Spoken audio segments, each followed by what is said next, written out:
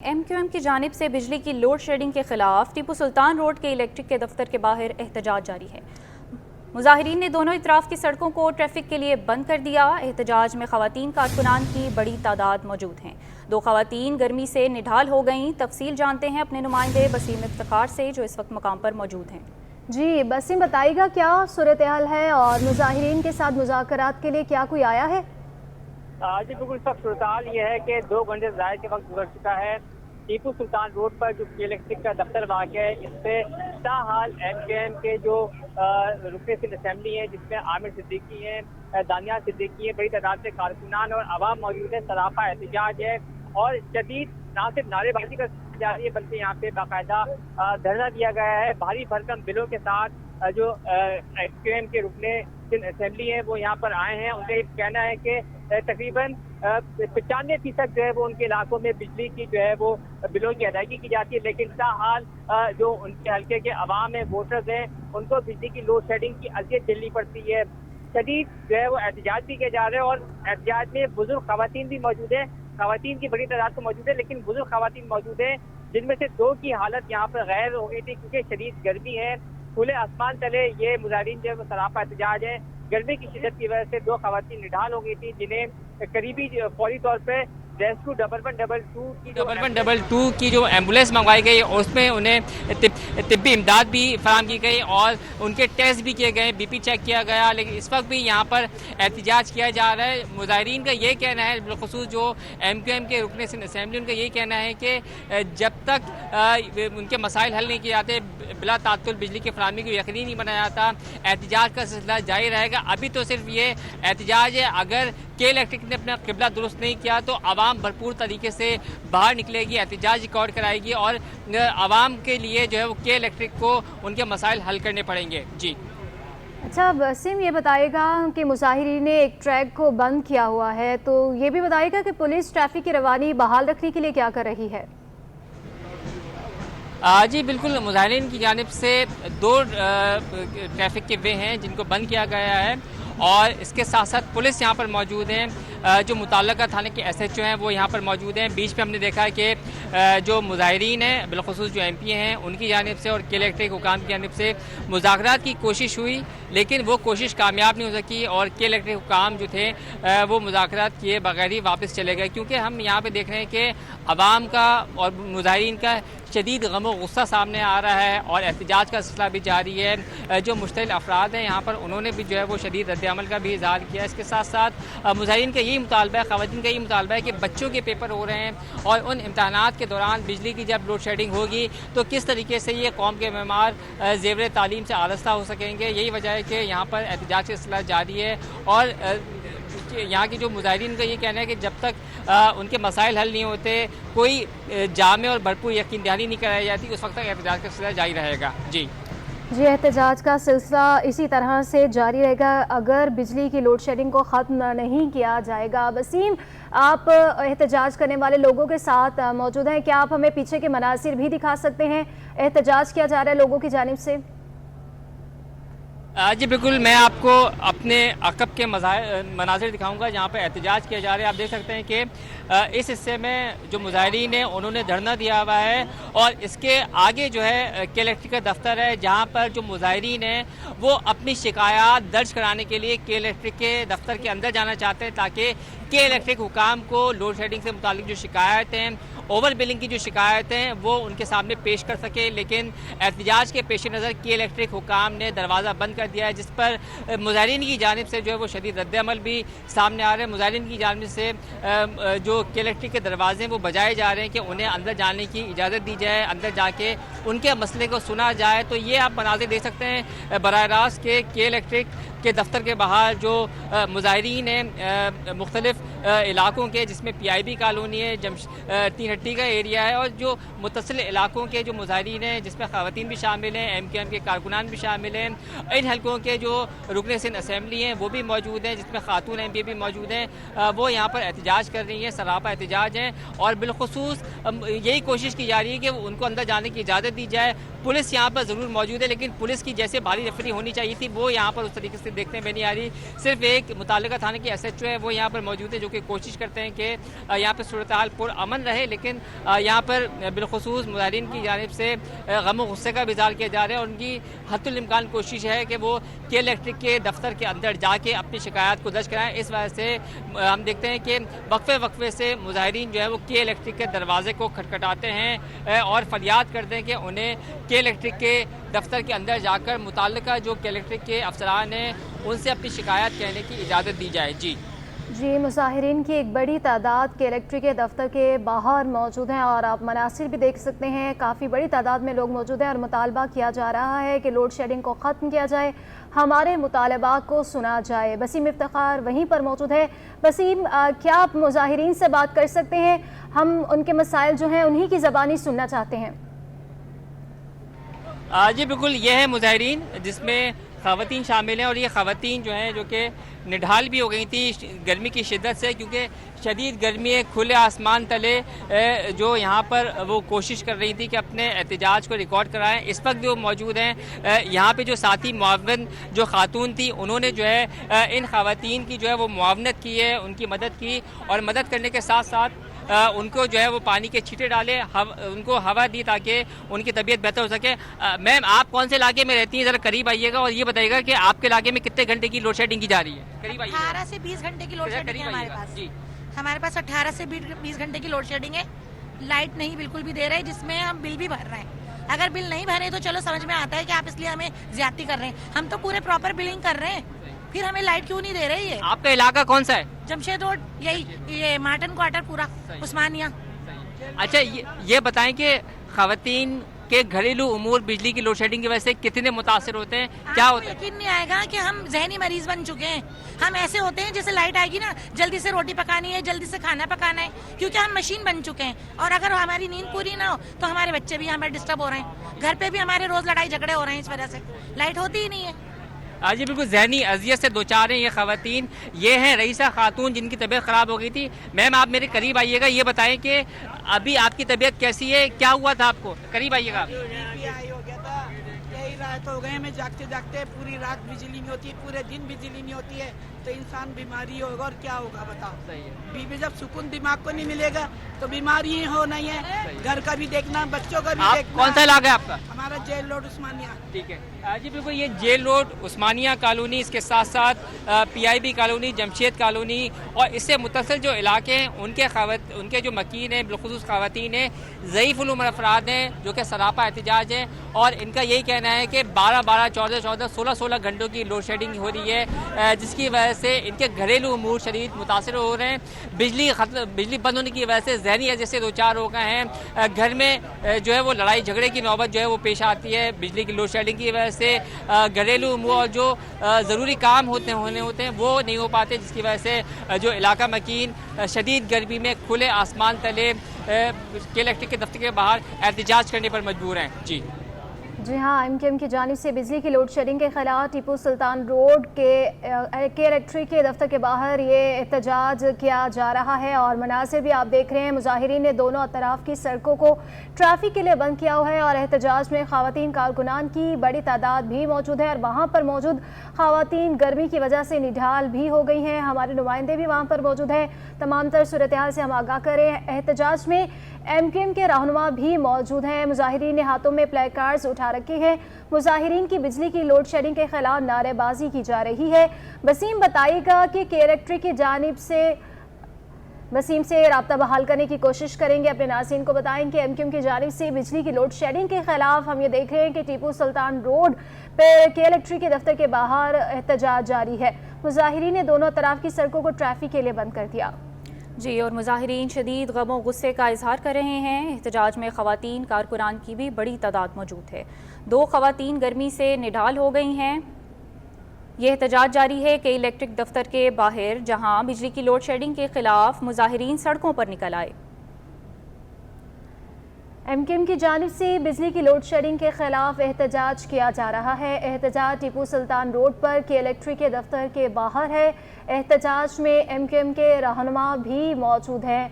मुजाहिरीन ने हाथों में प्ले कार्ड्स उठा रखे हैं। मुजाहिरीन की बिजली की लोड शेडिंग के खिलाफ नारेबाजी जारी है। मुजाहिरीन ने दोनों तरफ की सड़कों को ट्रैफिक के लिए बंद कर दिया है। इसी पर तफसीलात बसीम इफ्तिखार हमें दे रहे थे, हमारे नुमाइंदे वहाँ पर मौजूद थे। आपका बहुत शुक्रिया। सिंध असम्बली का इजलास स्पीकर अवैस कादिर की ज़ेर सदारत दोपहर 2 बजे होगा। इजलास में मुख्तलिफ ऑर्डिनेंस और तहरीक अल्तवा पर बहस होगी। हुकूमत सिंध ने अपना रजिस्ट्रेशन एक्ट मुतारिफ कराने का फैसला कर लिया। रजिस्ट्रेशन एक्ट का ऑर्डिनेंस आज सिंध असम्बली में पेश होने का इम्कान है। इसी पर तफसीलात जान लेते हैं आजिज़ जमाली से। आजिज़ बताइएगा किन किन तहरीक पर बहस होगी आज? जी देखिए, सिंध असम्बली का इजलास आज दोपहर बुलाया गया है और इजलास का एजेंडा भी जारी किया गया है। सिंध असम्बली के जारी करदा एजेंडा के मुताबिक आज इससे दोबारा राब्ता बहाल करने की कोशिश करेंगे। सिंध असम्बली का इजलास स्पीकर अवैस कादिर की ज़ेर सदारत दोपहर 2 बजे होगा और इजलास में मुख्तलिफ ऑर्डिनेंस और तहरीक अल्तवा पर बहस होगी। हुकूमत सिंध ने अपना रजिस्ट्रेशन एक्ट मुतारिफ कराने का फैसला कर लिया। रजिस्ट्रेशन एक्ट का ऑर्डिनेंस आज सिंध असम्बली में पेश होने का इम्कान है। विफाकी रजिस्ट्रेशन एक्ट 1908 को ऑर्डिनेंस के ज़रिए तब्दील किया जाएगा। सिंध रजिस्ट्रेशन तरमीमी कानून 2024 की मंजूरी से ऑर्डिनेंस और विफाकी कानून तब्दील होगा। तफसीलात जान लेंगे। आजिज़ हमारे साथ मौजूद है। आजिज़ बताइएगा कि किन किन तहरीक पर बहस होगी आज, और ये भी बताइएगा कि ये रजिस्ट्रेशन एक्ट क्या है?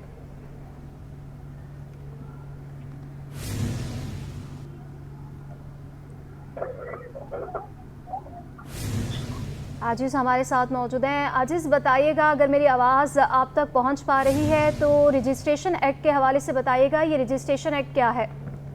जी हाँ, ये रजिस्ट्रेशन एक्ट का एक ऑर्डिनेंस है जिस पर सिंध असम्बली में बहस होनी है।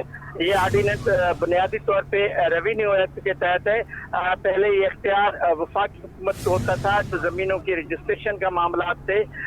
इस पे अब हालांकि 1908 का कानून है, अब इसको तब्दील किया जा रहा है।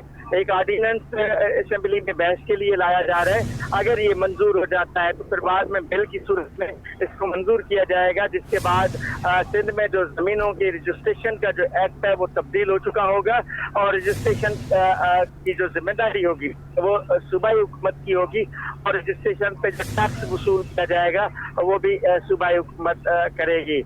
सिंध असेंबली में तालीमी इदारों में मंशियात के बढ़ते रुझान पर एक तहरीक अल्तवा भी है जो निदा खोड़ों ने पेश की है, उस पर भी बहस की जाएगी। दीगर कुछ ऑर्डिनेंस हैं वो भी आज ऐवान में पेश किए जाएंगे। जी बहुत शुक्रिया आजिज़ जमाली।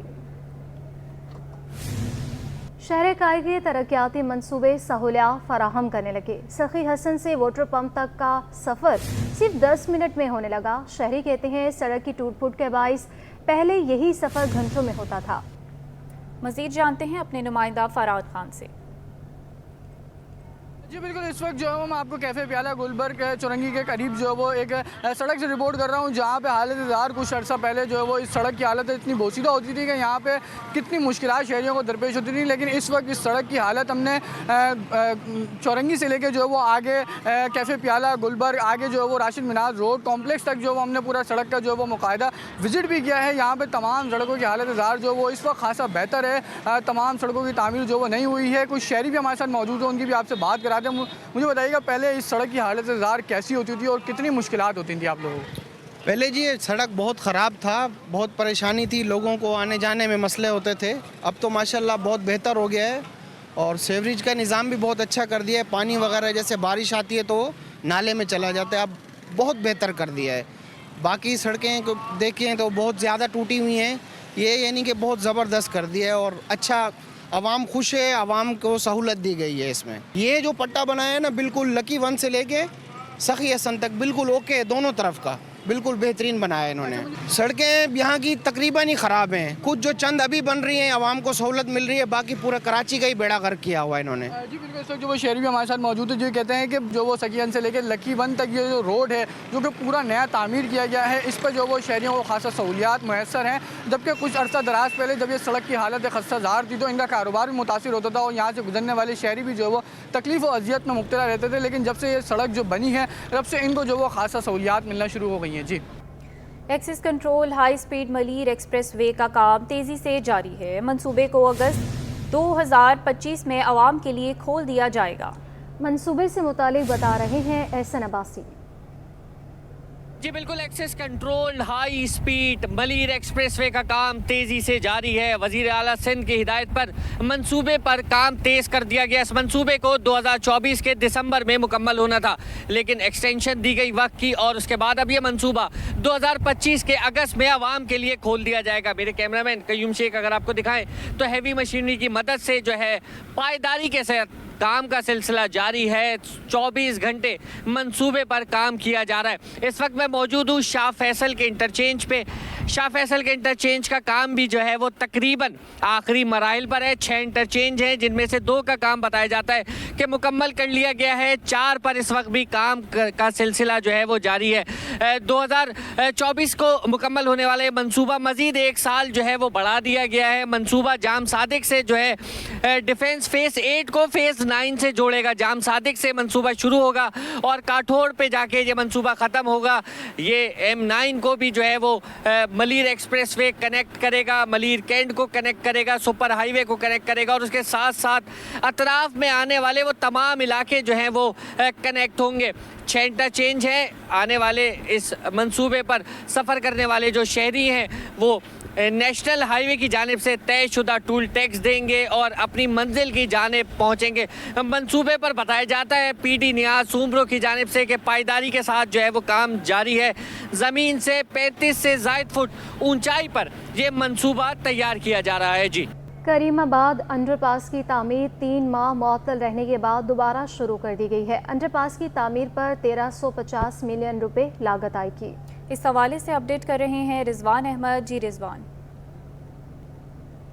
जी बिल्कुल, डिस्ट्रिक्ट सेंट्रल में करीमाबाद अंडरपास की तामीर का एक मरतबा फिर जो है वो काम का आगाज़ कर दिया गया है। मेरे कैमरामैन उस्मान मुस्तफ़ा आपको दिखाएंगे कि ये तामीराती काम जो जारी है, लेकिन इंतहाई सुस्त रवि इसमें दिखाई दे रही है। करीमाबाद अंडरपास का पहला 30 मीटर कॉन्क्रीट स्पेल जो है बिछाने का अमल मुकम्मल कर लिया गया है। करीमाबाद अंडरपास 1 किलोमीटर तवील और 2 रविया पर मुश्तमिल है और ये पाकिस्तान का वाहिद जो है वो अंडरपास है जिस पे टनल बनाया जाएगा, यानी अंडरपास के ऊपर भी जो है दोनों सड़कों पर ट्रैफिक रवां दवा होगा। अंडरपास की तामीर पर 1350 मिलियन रुपए की लागत जो है वो आएगी। करीमाबाद अंडरपास को जो है 24 माह की मुख्तसर मुद्दत में सालाना तरक्याती फ़ंड से तामीर करने का दावा किया गया है। दिलचस्प बात यह है कि इस अंडरपास की तामीर का जो आगाज़ किया गया, इफ्तिताह किया गया, वो 2 मरतबा हुआ। एक मरतबा फरवरी 2020 में इसका जो है तामीराती काम का इफ्तिताह किया गया था। 18 माह में इसको मुकम्मल करने की बात की गई थी, लेकिन उसके बाद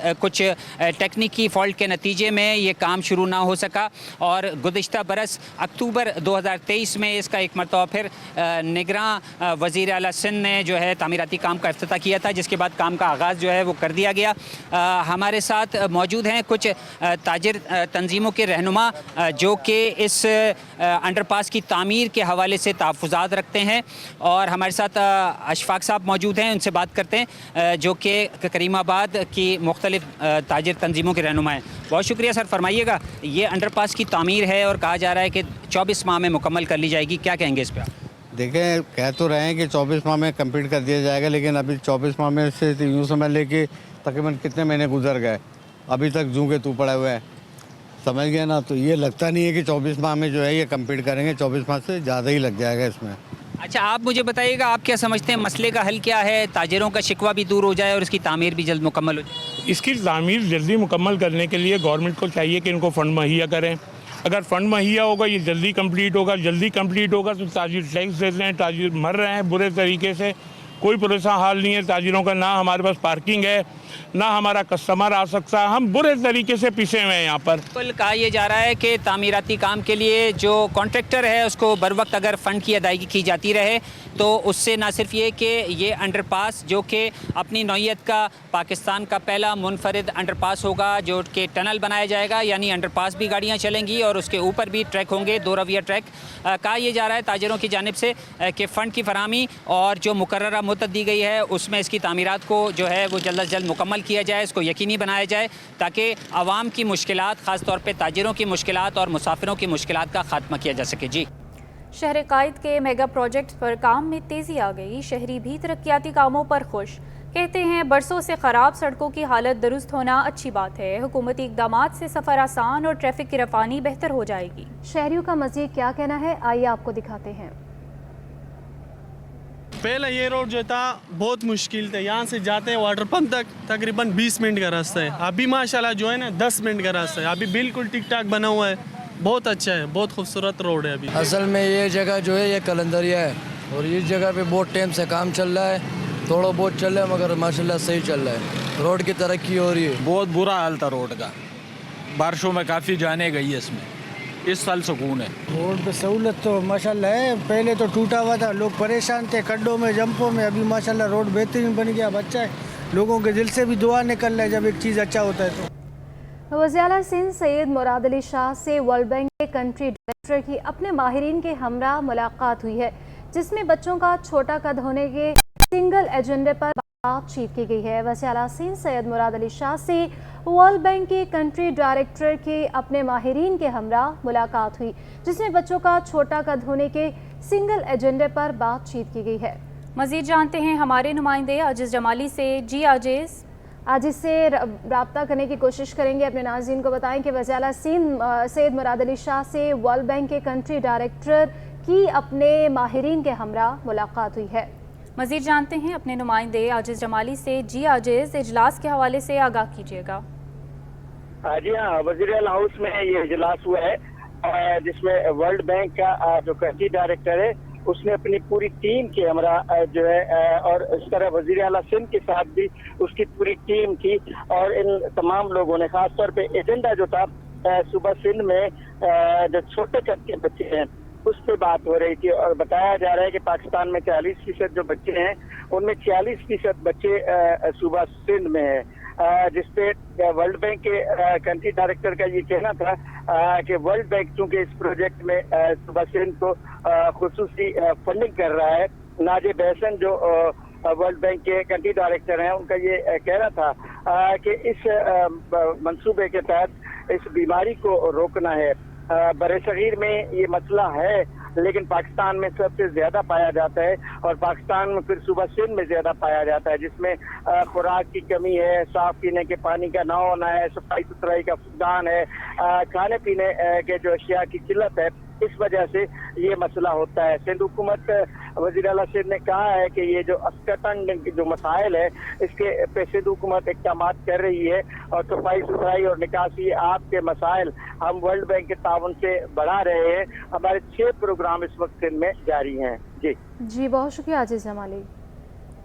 वज़ीर-ए-आला सिंध की हिदायत पर शाहरा नूरजहां रोड अब्दुल्ला कॉलेज से कलंदरिया चौक तक सड़क की बहाली का काम जारी है। सखी हसन से नया नाज़िमाबाद जाने वाले पुल की तामीर भी जल्द मुकम्मल होने का इम्कान है। शाहरा नूरजहां की दोबारा तामीर का काम 20 मई 2024 तक तकमील पाएगा।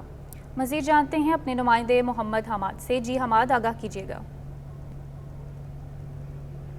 जी देखिए, बिल्कुल गुज़िश्ता रोज़ वज़ीर-ए-आला सिंध की जानिब से शहर के मुख्तलिफ़ इलाकों का दौरा किया गया था। उसके बाद हमने देखा है कि जहाँ पर तरक्याती काम जारी है वहाँ पर जो है मज़ीद तेज़ी कर दी गई है इन तरक्याती कामों में। इस वक्त मैं मौजूद हूँ नुसरत भुट्टो कॉलोनी शाहरा नूरजहां रोड पर और यहाँ पर Manghopir road, inter board office, साथ ही साथ जो नॉर्थ नाज़िमाबाद के जो इलाके इसमें शामिल हैं जिसमें कटी पहाड़ी है, मंगोपीर रोड है, नया नाज़िमाबाद है, ये रोड जो है इन 4 इतराफ़ में निकलता है। और यहाँ पर जो है एक पुल भी तामीर किया जा रहा है जिसका काम जो आखिरी मराइल में बिल्कुल जो है वो आखिरी मराइल जिसका चल रहा है काम का। और ये पुल जो है डायरेक्ट नया नाज़िमाबाद पर जाकर इख्तिताम होता है। हमारे साथ कुछ इलाका मकीन मौजूद हैं, उनसे बात कर लेते हैं कि हमने देखा कि कल भी यहाँ पर तेज़ी से काम चल रहा था, मुख्तलिफ रोडों पर पैचेस डले हैं, तो क्या कहेंगे इस इक़दाम से कितने खुश हैं आप?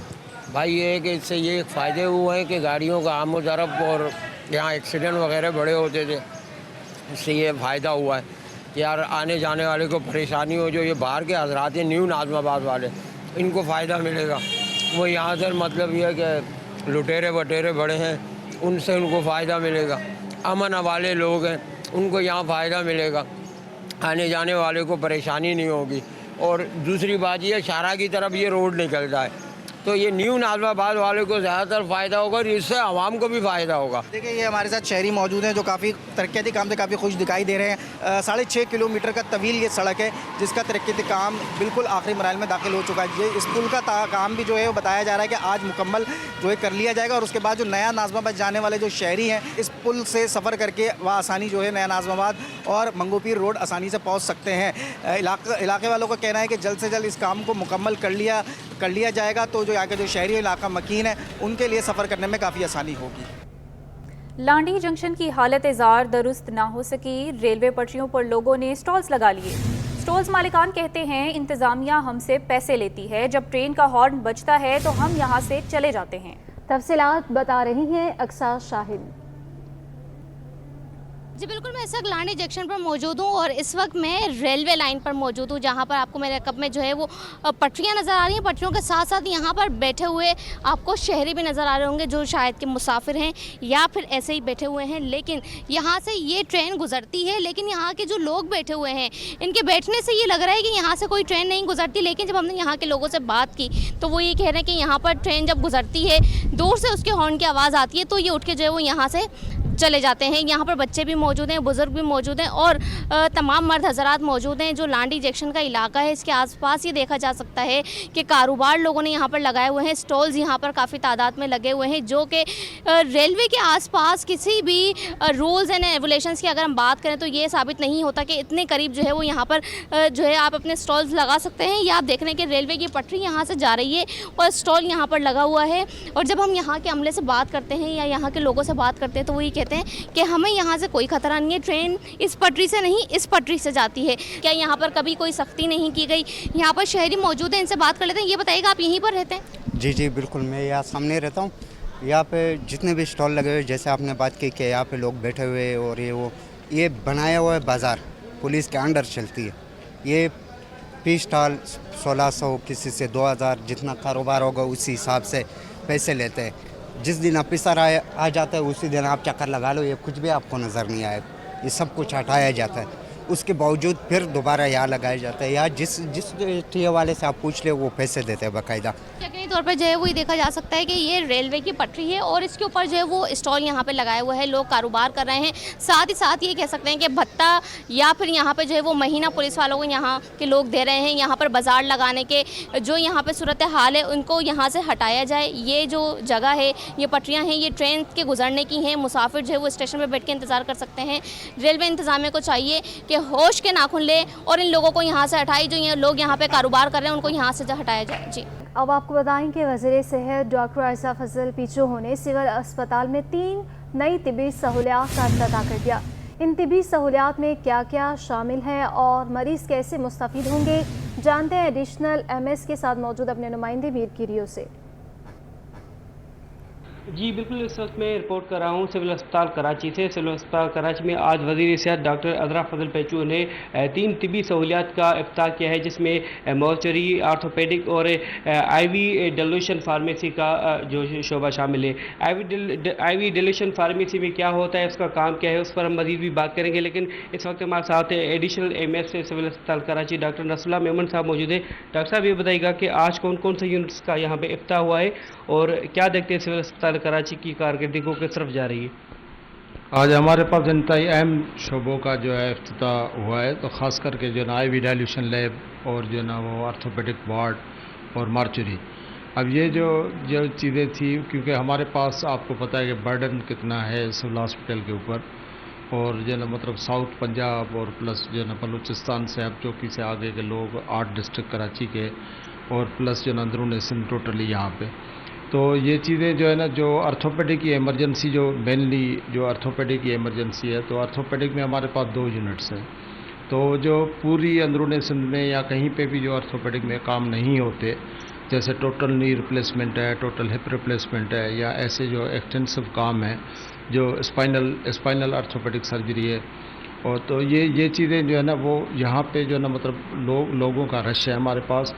और ख़ास करके आर्थोपेडिक में ये सहूलियात इस लिहाज से दी गई हैं कि पहले आर्थोपेडिक वार्ड में जो है ना वो हमारे पास ओवर बर्डन एमरजेंसी जो है ही आर्थोपेडिक की, सर्जरी एंड अलाइड जो है ना वो टोटल ट्रामा देखती है, लेकिन उसके बाद जो इलेक्टिव लिस्ट पे जो लोग आते हैं वो हमारे पास जो है ना वार्डों में शिफ्ट होते हैं। तो जो है ना महीने महीने जो है ना लोगों को जो है ना बेड्स वगैरह नहीं मिलते थे। अभी हमने एक्सटेंसिवली उन बेड्स को जो है ना मतलब बेड की स्ट्रेंथ भी बढ़ाई है और उसके अलावा वहाँ पे सहूलत भी दी है। जैसे अर्थोपेडिक वार्ड में हमने इन्फेक्शन अर्थोपेडिक का अलग यूनिट बनाया है, आईसीयू वहाँ पे अलग बनाया, पहले ये चीज़ें नहीं थी हमारे पास। जी बिल्कुल, सिविल अस्पताल कराची में जो है 3 जो मज़ीद सहूलियात कायम की गई हैं। इस वक्त जहाँ मैं मौजूद ये IV डाइल्यूशन फार्मेसी, इसका क्या काम है, इससे जो आने वाले मरीज़ हैं उनको क्या सहूलियात फराहम हुई, इस हवाले से हमारे साथ यहाँ की डॉक्टर मौजूद है। मेरे बताइएगा कि IV डाइल्यूशन फार्मेसी में क्या सहूलियात मौजूद है, जो आने वाले यहाँ पर मरीज़ हैं वो यहाँ से कैसे मुस्तफ़ीद हो सकते हैं? अच्छा, सबसे पहले तो ये मैं आपको बताना चाहूँगी कि ये ओवरऑल सिंध में पहली हमारी डाइल्यूशन फार्मेसी है जो कि ये सर्विस प्रोवाइड करेगी। और प्राइवेटली ये चीज़ें आगा खान में और लियाकत नेशनल में और बाकी जगहों पे हो रही हैं, लेकिन किसी भी गवर्नमेंट किसी भी हॉस्पिटल में ये हमारे पास फर्स्ट टाइम है जहाँ पे कि हम लोग एंटीबायोटिक प्रिपेयर्ड स्टेराइल एरिया में पेशेंट तक पहुँचेंगी।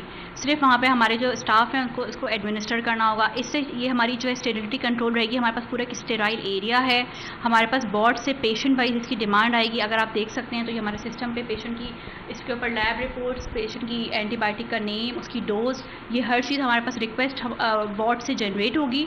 और फिर हमारे पास यहाँ पे हमारे ट्रेंड हमारे प्रोफेशनल सारे फार्मासिस्ट होंगे जो कि इसको देखेंगे, एक एक डोज को चेक करेंगे और उसके बाद पेशेंट की लैब रिपोर्ट के अकॉर्डिंगली वो डोज को चार्ज करेंगे। जी बिल्कुल, सिविल अस्पताल कराची में आज वज़ीर सेहत ने इन तीनों शोबों का इफ्ताह किया था। आज वज़ीर सेहत डॉक्टर अज़रा फजल पेचू का ये भी कहना था कि सिविल अस्पताल कराची अब बेहतरी की तरफ जा रहा है, अब दिन ब दिन उसमें बेहतरी आ रही है। हम आज एडिशनल MS डॉक्टर नसला मेमन का भी ये कहना था कि पूरे सिंध से जो मरीज़ यहाँ पर आते हैं, ख़ासतौर पर बलूचिस्तान, पंजाब, खैबर पख्तूनख्वा, सिंध के दीगर इलाकों से भी यहाँ मरीज़ आते हैं। इस अस्पताल पर बर्डन ज़्यादा, जिसकी वजह से यहाँ मज़ीद सहूलियात जो है सहूलियात पैदा करने की कोशिश की जा रही। जी और अब रुख करते हैं जराइम की दुनिया का। इंचोली में फायरिंग से मीर हैदर अली नामी शख्स जख्मी। SSP सेंट्रल ज़ीशान शफीक ने जाए वक़ुआ का दौरा किया। बताया कि जाए वक़ुआ से तमाम शवाहिद इकट्ठे कर लिए गए हैं। तफसीलात जानते हैं सलमान सलीम से। इस वक्त हम अंचोली के उस मुकाम पर मौजूद हैं जहां पर सुबह 8 बजे फायरिंग का वाक़या पेश आया, जिसके नतीजे में मीर हैदर अली नामी शख्स ज़ख्मी हुआ, जिसको निजी अस्पताल मुंतकिल किया गया और इस वक्त उसको तबी इमदाद दी जा रही है। ये वो मुकाम है जहां पर ये फायरिंग का वाक़या पेश आया। मेरे कैमरामैन हसनैन जाफरी जो है वो आपको दिखा सकते हैं कि अभी तक जो है वो खून यहाँ पर मौजूद है, गोली का निशान यहाँ पर मौजूद है। क्राइम सीन यूनिट मौके के ऊपर पहुँचा, तमाम तर शवाहिद इकट्ठे किए। SSP सेंट्रल मौके के ऊपर पहुँचे, उन्होंने भी तफसीलात से आगाह किया। यानी शाहिद जो है वो हमारे साथ मौजूद हैं। ये वाक़या जो है वो कैसे पेश आया, कब पेश आया, जब इन्होंने देखा आके तब क्या मंजर था, ये जानते हैं भाई से। भाई बहुत शुक्रिया। वाक़या सुबह 8 बजे का है, सवा 8 बजे का वाक़या है, तो किस तरह ये वाक़या हुआ, आपने कब देखा? मैं गाड़ी स्टार्ट की, 8:15 बजे मैं निकलता हूँ तो मुझे एकदम आवाज़ आई ढस ढस की। खैर मैं गाड़ी लेके गली से निकला तो यहाँ हैदर भाई गिरे हुए थे, उनकी बेगम चीख रही थी। मैंने गाड़ी रोकी, उनको उठाने लगा तो वो कहने की एम्बुलेंस मंगवाया। मैंने फ़ौरन लड़की को बाइक पर भेजा, एम्बुलेंस आई तो उनकी वाइफ ने कहा कि ये दुपट्टा इनके गले में बांधे, ब्लडिंग बहुत हो रही थी। तो मैंने दुपट्टा उनके बांधा, इतने में एम्बुलेंस आई तो हमने उठा के एम्बुलेंस में डाला, उनको सीधे वासी अस्पताल की तरफ रवाना किया। उसके बाद उनकी फैमिली दूसरी गाड़ी में बैठकर वो चली गई, मैं अपने काम से लगा। ये बताइएगा कि अब वाक़या जो है आप क्या समझते हैं, कोई डकैती का वाक़या है या कोई ज़ाती दुश्मनी है, क्या दिखते हैं? डकैती तो नहीं है, कुछ या तो ज़ाती है या दहशतगर्दी की, इन दो में से कोई एक बात है। देखिए बिल्कुल जो यानी शाहिदीन है उनका कहना है कि जो ज़ख्मी मीर हैदर अली हैं उनका मोबाइल फ़ोन उनके हमरा मौजूद था, उनका पर्स उनके हमरा मौजूद था। वाकई की CCTV फुटेज हमने हासिल की है जिसके अंदर एक मुलजिम को जो है वो बाइक रोक कर उतरते देखा जा सकता है। वो जब मीर हैदर अली अपने घर के अंदर दाखिल हो रहे थे तभी वो मुलजिम मोटरसाइकिल से उतर के आया और उसकी जानिब से मीर हैदर अली के ऊपर फायरिंग की गई और उसके बाद मुलजिम मोटरसाइकिल के ऊपर बैठ कर बआसानी फ़रार हो गया। तमाम CCTV फुटेज से कलेक्ट कर ली गई हैं। SSP सेंट्रल जो है वो वाकई की तहकीकात कर रहे हैं। DSP SHO जो है वो मौके के ऊपर मौजूद है। समनाबाद थाने की हुदूद में ये वाक़या पेश आया है। तमाम मज़ीद तहकीकात जारी हैं। जी आपको बताएं, ऑल पाकिस्तान फूड एसोसिएशन ने दरामदी बिल बढ़ने और बरामदात कम होने पर तशवीश का इजहार कर दिया। एसोसिएशन के सदर राशिद सिद्दीकी कहते हैं दरामदी बिल बढ़ाना माली मुश्किलात पैदा कर देगा। सनतकार महंगी बिजली गैस और 25% शरह सूद के साथ रीजनल ममालिक से मुकाबला कर ही नहीं सकते। इसी पर मज़ीद तफसीलात जान लेते हैं अशरफ खान से। देखा जाए इम्पोर्ट बिल बढ़ता जा रहा है, कंसर्न देखा जा रहा है माहिरीन की जानिब से, और अप्रैल 23 के मुकाबले अप्रैल 24 में देखा जाए इम्पोर्ट बिल में 63% का इजाफा हुआ है। मईशत पे इसके क्या असरात होंगे जानते हैं। जो ऑल पाकिस्तान फूड एसोसिएशन के सदर हैं राशिद सिद्दीकी हमारे साथ मौजूद हैं। क्या देख रहे हैं सर, एक बार फिर जो इम्पोर्ट बिल $5 अरब के करीब पहुँच गया? देखें, इम्पोर्ट बिल का बढ़ना और एक्सपोर्ट का घटना ये पाकिस्तान के मफाद में नहीं है, बल्कि ये पाकिस्तान की मईशत की खिलेंगे, पाकिस्तान की इस्तेहकाम के लिए बड़ा प्रॉब्लम है, क्योंकि पाकिस्तान एक 25 करोड़ की आवाम है। अब देखना ये होगा कि इम्पोर्ट बिल क्यों बढ़ रहा है। इम्पोर्ट बिल इसलिए बढ़ रहा है कि जो सनतकार हैं उनको बिजली नहीं मिल रही, सनतकारों को जो सूद मिल रहा है वो 25% का मिल रहा है, सनतकारों को गैस नहीं मिल रही। तो गवर्नमेंट को चाहिए, जब गवर्नमेंट मईशत की बात करती है और मईशत के इस्तेहकाम की बात करती है, तो जब तक गवर्नमेंट आवाम को, बल्कि आवाम को नहीं, जो मैन्युफैक्चरर्स हैं, जब तक वो उनके ऊपर फोकस नहीं करेगी, जब तक उनके प्रॉब्लम को सॉल्व नहीं करेगी, जब तक उनको अपने स्टेक होल्डर नहीं बनाएगी, तो गवर्नमेंट एक अच्छी पॉलिसी बनाने में नाकाम रहेगी। अब इसके लिए कि हमको अपनी इंपोर्ट कैसे ख़त्म करनी है या कम करनी है, हमको अपनी एक्सपोर्ट कैसे बढ़ानी है, हमको अपने इस डेफिसिट का कैसे हमको तवाज़ुन करना है, इसके अंदर जब तक ये एक थिंक टैंक नहीं बनाएंगे, जब तक इसके अंदर तमाम स्टेक होल्डर को नहीं बनाएंगे, और जब तक इसके तमाम फैसले वो एक अपने ऑफिस के अंदर एक्रेशन में बैठ के करते रहेंगे, तो वो एक अच्छी पॉलिसी बनाने में नाकाम रहेंगे। और अगर आज क्योंकि पाकिस्तान 25 करोड़ मुल्क का अवाम है, तो पाकिस्तान को तो मैं हमेशा एक ही लफ्ज़ में कहता हूँ कि industrialisation revolution is the only solution. तो जब तक आप इंडस्ट्रियलाइजेशन रेवोल्यूशन लेके नहीं आएंगे, जब तक आपकी मईशत बेहतर नहीं होगी। जी, जैसे कि आपने सुना, अहम तजावीज़ भी दी हैं और कंसर्न शो किया है कि इम्पोर्ट बिल जो बढ़ रहा है पाकिस्तानी मईशत के लिए ठीक नहीं है। साथ ही कहा कि हुकूमत को ऐसे इकदाम उठाने होंगे जिससे एक्सपोर्ट बढ़े, इसके लिए बिजली और गैस की कीमत भी कम करनी होगी, साथ ही गैर ज़रूरी अशिया की दरामद को भी कम करना होगा। चखूं तो कई बीमारियों से शिफा, और अगर डंक मारे तो भी कई बीमारियों का इलाज। इंसानी दुनिया के लिए कुदरत का हिकमत से भरपूर तोहफा। आज दुनिया भर में शहद की मक्खियों के तहफ़्फ़ुज़ का दिन मनाया जा रहा है। मक्खी ये नहीं है कोई नेमत है खुदा की, मिलता नहीं हमें शहद ये मक्खी जो न होती। शहद की मक्खी का सबसे बड़ा फायदा उसकी मेहनत और मुशक्क़त से पैदा होने वाला शहद समझा जाता है, और इसमें अल्लाह ताला ने हर बीमारी की शिफा रखी है। ताहम सनती तरक्की और आलूदगी के बायस मुख्तलिफ वजूहात की वजह से शहद की मक्खियों की बका का खतरा लाहक है, जिसका सबब काश्तकारी के दौरान इस्तेमाल जहरीला स्प्रे, मोबाइल फोन्स का बेजा इस्तेमाल और बरकी लहरें वगैरह शामिल हैं। अक़वाम मुत्तहिदा के तहत 20 मई को शहद की मक्खियों के तहफ़्फ़ुज़ का दिन मनाया जाता है, जिसका पैगाम है कि मुताबिक शहद की मक्खियों और दीगर परिंदों की बका के लिए मुख्तलिफ किस्म के फूल और पौधे लगाने चाहिए और मुकामी किसानों से शहद खरीदना चाहिए। हमें मसनूई तरीका ज़राअत छोड़कर फितरी तरीका अपनाना होगा। कीड़े मार अद्वियात, जड़ी बूटी मार जहरों और दीगर अद्वियात का इस्तेमाल तर्क करना होगा, और जब भी मुमकिन हो शहद की मक्खियों के छत्तों की हिफाजत करना होगी।